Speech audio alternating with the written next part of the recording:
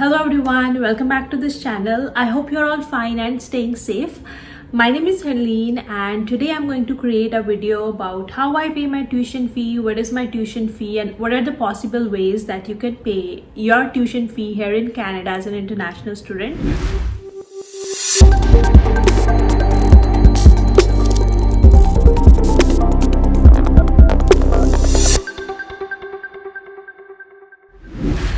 Well, first of all, this video is created for LeapScholar. They do offer first free counseling session. The link is in the description box below, so make sure you check it out and sign up ASAP. Today I'm going to discuss each and everything that you need to know in order to pay your tuition fee as an international student. A little background about me. I came here in 2016 right after I completed my grade 12. Currently, I am studying at University of Waterloo. I'm an international student. I'm studying at University of Waterloo in my 4th year, majoring in economics and minor in maths. First of all, we'll talk about the ways how I pay my tuition fee, and I'm pretty sure it will help you as well. You can get to know the ways that you can pay your tuition fee. First, my tuition fee per semester is about $16,000, and how I pay that is a good question. So, well, I am enrolled in a co-op program. So co-op program is basically along with your studies, you get to work as well. So it's kind of an internship. So how it works is, for me, like, I am currently doing my bachelor's degree. In my entire 4 years of bachelor's degree, I have about 5 internships, like 5 internships that are full-time. Like, I get to work full-time in a company and they pay me. So it's a paid internship. And companies were paying me much higher than the minimum wage. So minimum wage in Ontario right now is $14 an hour. I'm sure you might be having a question on how much do you earn. So, well, there is not a exact number that I can give you that you will be earning for sure, but I'm pretty sure that you will be earning above the minimum wage. It also depends on the company that you get hired in. It depends on the major that you are doing. For example, engineering students get paid more than art students, so their co-op earnings are higher. So, but approximately, I would say you earn somewhere between 25 to, like, you can go like $35-40 an hour as well, depending on your program and the company you get hired in. You work full time, so that means you work 40 hours per week, and you work for entire 4 months, 8 months, depending on how long your co-op term is. That's one of the main things that helped me pay most of my tuition fee. The second thing that helped me pay my tuition fee was my part-time job. So we are eligible to work 20 hours per week part-time. So, and part-time earnings are mostly minimum wages. Like, you will be earning minimum wage. Like in Ontario, if you're coming to Ontario, currently it's $14 an hour, so you earn minimum wage. That part-time job helps you pay most of your expenses, like I would say all of your expenses, such as living expenses, food, accommodation. So part-time jobs really helps you save at least like $400 to $500 per month. Like, if you make sure like you're not overspending on any of the things, like if you make a budget and then spend, I would say you can easily save $400 to $500 per month with your part-time job. Third thing that helped me pay my tuition fee was bursaries. So bursaries, there are many universities and colleges in Canada that offer bursaries. So bursaries are kind of a scholarship, but they are not based on your grades. Instead, they are based on your financial condition. You obviously have to submit all your parents' tax documents, their earnings and everything. Like, once you submit all those documents, they assess your profile and then they let you know how much you're eligible to do. So in my case, I was eligible for up to $6,000 per semester. Most of the universities and colleges offer it, but you would have to check their website, because University of Waterloo does offer it, and it really helped me.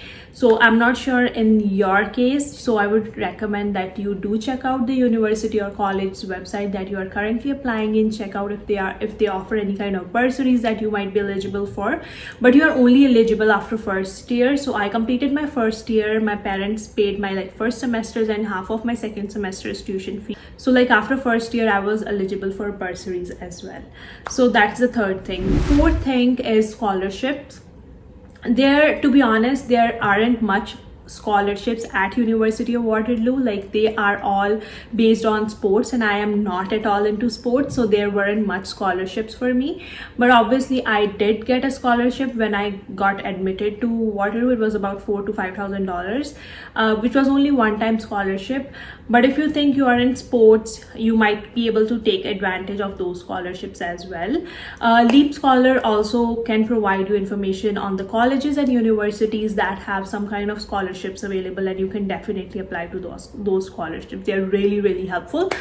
So, well, that was my journey on how I pay my tuition fee. I'm going to answer some of the most commonly asked questions. First question is, can you pay your tuition fee just with the part-time job? Realistically speaking, it is not the case, because you are only eligible to work 20 hours per week, and with those 20 hours per week you can only pay your living expenses and save up to like $400 to $500 per month. And your tuition fee, if you go to a college, it could be like $8,000 to $10,000. If you go to university, it could go somewhere from $8,000 to $16,000 per month. So realistically speaking, it's hard to pay your tuition fee just with the part-time jobs, because you have limited hours. That's the only reason. Second question that you might be having is, what are some ways that you could get concession on your tuition fee? First, I would say main thing could be that if you have really, really good grades in your 10th, 11th and 12th, university or college might offer you a scholarship of some amount, which could be really helpful. And once you come here, I would say if you maintain your average like really, really good, like all the programs have different requirements, you would have to check which program you're enrolled in. Once you fulfill those requirements, you might be eligible for some of the scholarships that they have. You really have to look at their website what kind of scholarships are available. Like in my case, University of Waterloo has most of the scholarships that are related to some kind of sport, and I am not at all into sports, so I was not eligible for any of those scholarships. These are some of the ways that you can get concession on your tuition fee. Third question that you might be having is, how much do you earn on average when you're on co-op or when you're on part-time job? Well, for part-time job, it's mostly the minimum wage. Whichever province you go to, they have a minimum wage set, all the workers. You might be able to earn a bit higher depending on what kind of job you are doing, but if you're working in food sector, you'll be mostly earning minimum wage. In case of co-op, I cannot really give you like exact amount or anything like that. I can give you a range. You will definitely be earning higher than the minimum wage. So if the minimum wage is 14, you can expect somewhere from $18 to $20 when you are like right in your first year, your first job.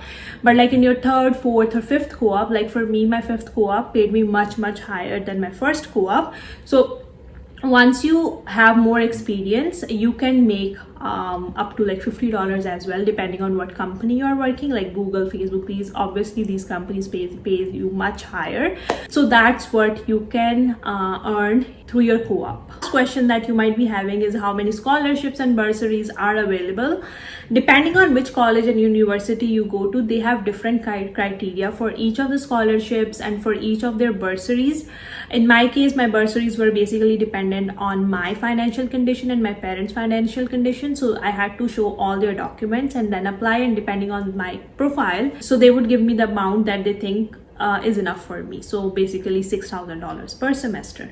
So that's also not something that I can 100% say that you will also get, because it also depends on your financial condition and the type of college and university you are going to and what kind of criteria they have set. For scholarships, universities and colleges do offer a lot of scholarships, but you have to be eligible to apply for those. You might be eligible for an entrance scholarship if you have really good grades in grade 10 and 12, but otherwise you would have to look at the criteria that they have scholarships for. So these were some of the most commonly asked questions. Few tips that I would like to give is that if you are planning to come to university, I would definitely recommend that you check out the co-op program and enroll in that, because that way you won't only be getting the job experience, but you'll also be earning enough to pay some part of your tuition fee.